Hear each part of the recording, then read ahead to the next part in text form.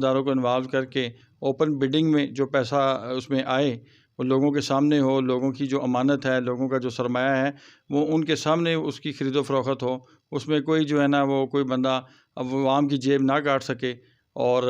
यही पैसा अगर अवाम पे लगे या ज़मीन की ख़रीदारी में लगे तो मैं समझता हूँ कि इस सोसाइटी का मुस्तकबिल बहुत अच्छा है। यानी आपके कहने का मकसद ये है कि सोसाइटी का मुस्तकबिल ब्राइट है। लेकिन आप ये बताएँ कि आप अगर इसमें ज़्यादा एक्टिव होते हैं, तो आप क्या खिदमात सरअंजाम दे सकते हैं मेंबरान की हमायत में या उनके फ़ेवर के लिए, उनके हकूक़ के लिए?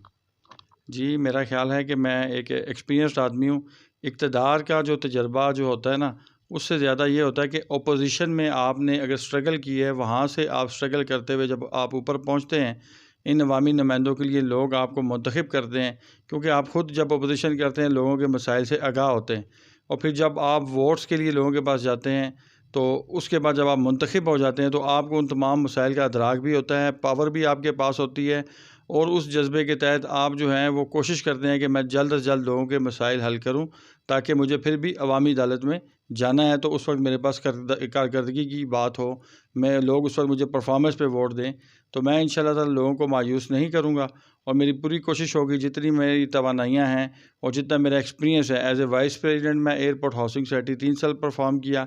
फिर उसके बाद मैंने 1 साल airport employees cooperative housing society के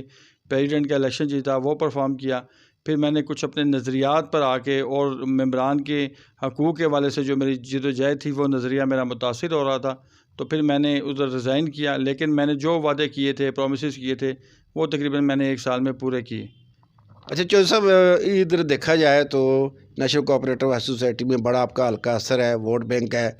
और आप कुछ करना चाहते हैं मेंबरान के लिए, उनके हकूक़ के लिए। तो ये बताएँ कि आप इस मौजूदा इलेक्शन में इस हवाले से एक इन्फॉर्मेशन ये भी है कि 2015 के इलेक्शन में आपने बड़ा अहम किरदार अदा किया और जीतने वाले ग्रुप आपकी वजह से जीता, आपने बड़ी उस मेहनत की। तो इस दफ़ा आपका क्या रोल होगा? जी, इस दफ़ा मेरा रोल यही होगा, उस वक़्त भी मैंने ये सोचा था कि ये लोग मुस्बत लोग हैं और इनका साथ देना चाहिए ताकि सोसाइटी में बेहतरी हो।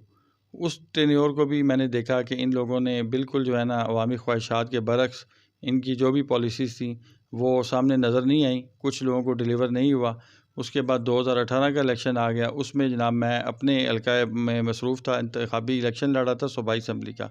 तो मैं इस सोसाइटी के मामलात में इंटरेस्ट नहीं ले सका। लेकिन बजनियाल वाली ज़मीन के ऊपर मैंने वहाँ पे स्टैंड लिया ताकि जो लोगों की जमा पूँजी से ख़रीदी की ज़मीन है, उसको चंद बंदे मिलकर जो है ना उस पे